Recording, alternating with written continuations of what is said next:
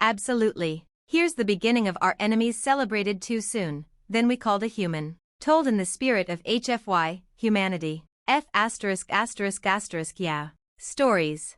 Our enemies celebrated too soon, then we called a human. We were losing.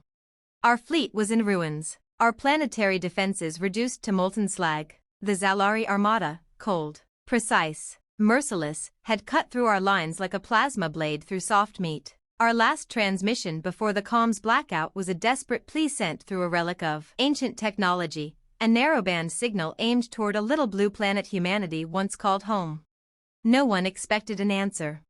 After all, the humans had vanished from the galactic stage over a century ago. Some said they destroyed themselves. Others whispered that they'd simply grown tired of war and wandered into deep space. But we remembered the old stories, the kind you tell your children when the dark outside gets too loud. Stories of what happens when you make a human angry.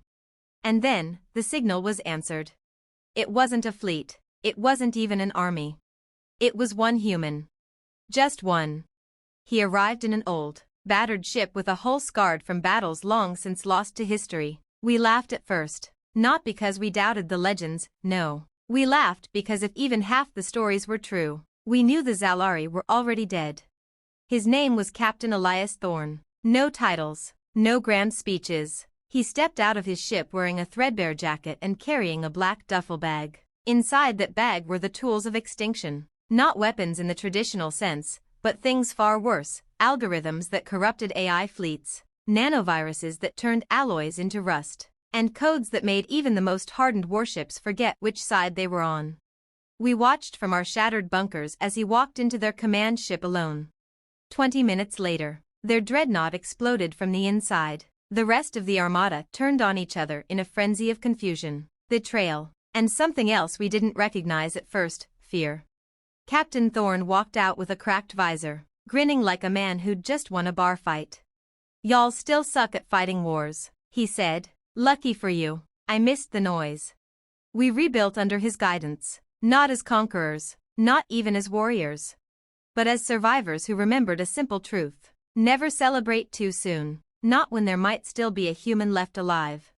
Want me to continue or flesh out more scenes, like the walk into the enemy ship, or his background? Awesome. Let's keep going. Here's part 2 of our enemies celebrated too soon, then we called a human. Part 2, the walk into hell. The Zalari called their flagship the Vox Eternum. It spanned 3 kilometers, armored in gravite alloy plates and defended by an AI lattice so advanced it could predict battlefield outcomes before they happened. No one had ever boarded it and lived. Captain Thorne didn't just board it, he strolled in like he owned the place. We watched the live feed from a stealth drone circling above, broadcasting everything back to the last functioning base on Arvec 9. Engineers, soldiers, and command staff packed the room. Silent, you could hear hearts beating. Nobody spoke as the camera zoomed in on Thorne walking across the landing deck, dust kicking up with each boot fall. Zalari drones swooped down, weapons trained. He raised his hand, one finger up. Wait. They did. That alone should have been impossible. The Zalari didn't wait. They executed. Then he reached into his bag. I remember someone in the room whispering, "Is he insane?" But no one shushed him. We were all thinking it. He pulled out what looked like a sphere the size of a fist, old Terran tech, marked with hazard stripes and a handwritten label. Hugs for robots. He rolled it across the floor. The drones paused. The sphere beeped once. Then it sang. Not a warning tone or a siren, but a lullaby. Soft, melancholic, human. The drones froze. Their optics blinked. Then, one by one, they dropped to the floor, powered down like children put to bed. We stared. Thorne cracked his neck and kept walking. Inside the ship, the camera lost visual, too much interference. For 20 long minutes, we had nothing. The Zalari comms went dark. Fleet chatter dropped to static. Power readings spiked, then vanished. And then, boom. Not an explosion. Not quite. More like the universe itself blinked. The Vox Eternum split apart from within, peeling like an overripe fruit. No weapons fired, no survivors, just metal and fire and silence. Then came the voice, his voice, on an open channel. Next time. Don't start the party without us. You want part 3 to dive into what Thorn actually did on the ship, or explore the reaction of the survivors afterward? Or maybe a flashback to why humans left the galaxy in the first place? Perfect. Here's part 3 of our enemies celebrated too soon, then we called a human. Part 3, Ghosts of the Core. The wreckage of the Vox Eternum rained down across 3 continents. Zalari forces everywhere, once surgically precise, spiraled into chaos. Units turned on each other. Some just stopped. Their AI matrices corrupted, overclocked, melted from the inside. The galaxy hadn't seen a defeat like this since the fall of Varn Prime, and that took a neutron star going supercritical. We tried to ask Captain Thorn what he did. He just looked at us with tired eyes and said, "I spoke their language." We didn't press. The truth was, none of us fully understood what he was capable of. Not until we saw what remained of the enemy command core, a sphere of black glass where their neural network had been housed. The glass was etched with a single phrase in Terran Standard, burned into the surface with terrifying precision. "We taught you logic. You forgot fear."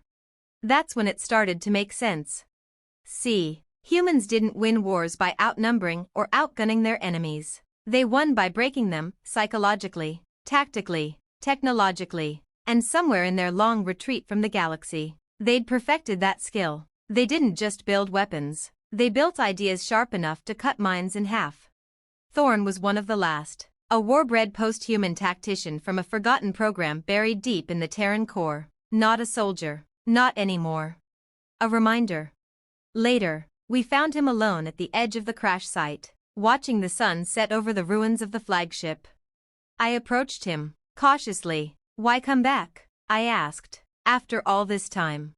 He didn't look at me, just lit a cigarette from a plasma flare and said, "Because someone had to remind the monsters, who made them afraid of the dark."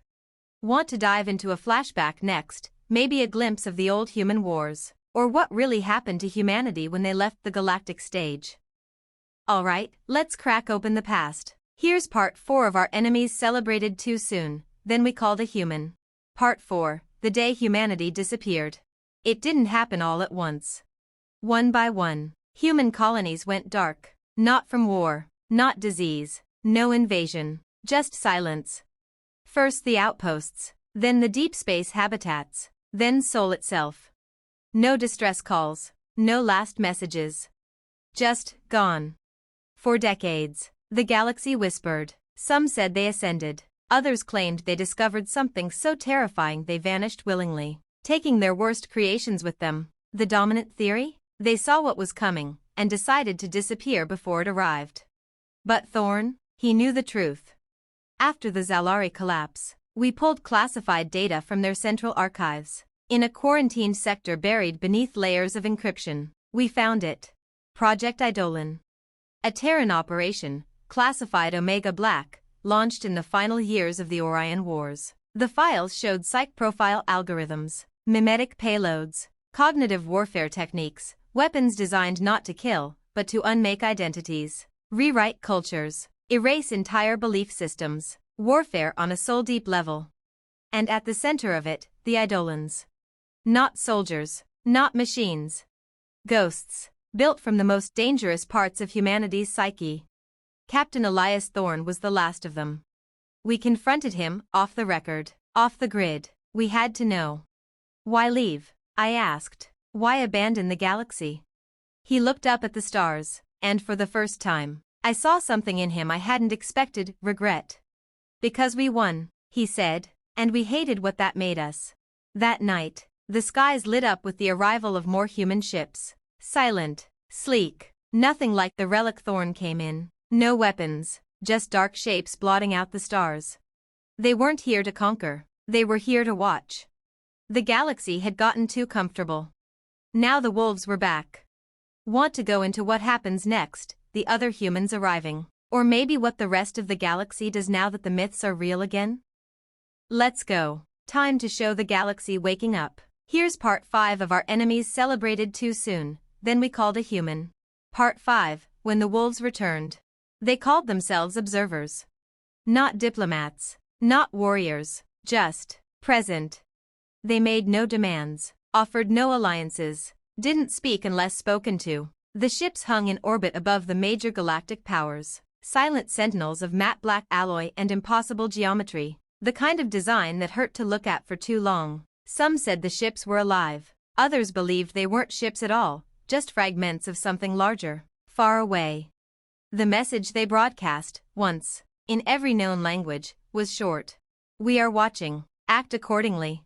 No signatures, no context, just that. The effect was immediate. The Skarn hierarchy paused their civil cleansing. The merchant guilds of the Rindar Collective voluntarily halted their planetary strip mining operations. Even the remaining Zalari remnants fell into hiding, as if prey that had remembered what it felt like to be hunted. It wasn't fear of destruction. It was fear of attention.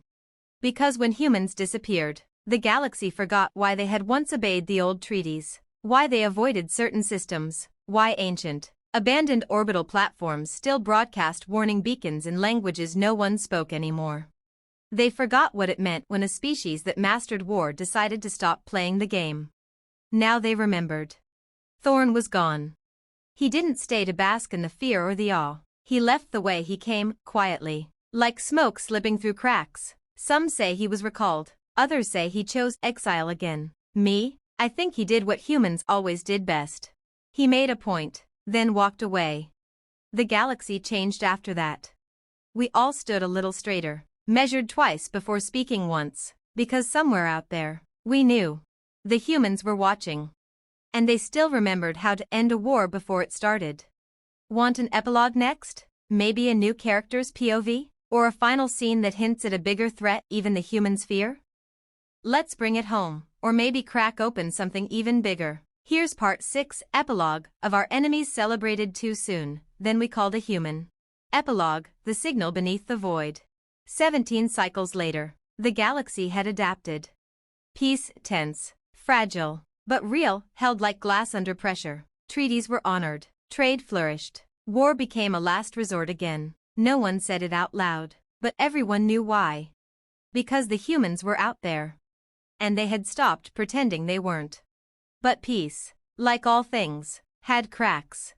In the uncharted depths beyond the Perseus expanse, a science vessel picked up an anomaly, a pulse from a dead star, repeating every 13.1 seconds, faint, patterned, artificial.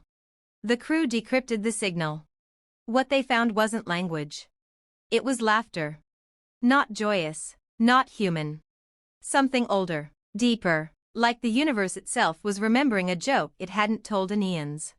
The crew vanished. No distress call, just a final log entry, redacted but partially recovered. This isn't a warning. It's a doorbell.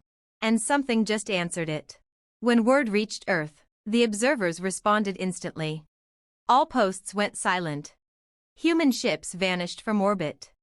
No messages, no goodbyes.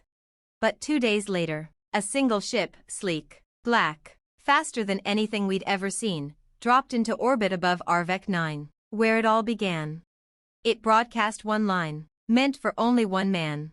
Elias Thorne, we need you back. The wolves hadn't just returned. Now they were hunting again. And this time, they weren't the only ones awake. End. Want a sequel? Maybe from the POV of one of the observers? Or we could follow Thorne into whatever cosmic horror he's about to face.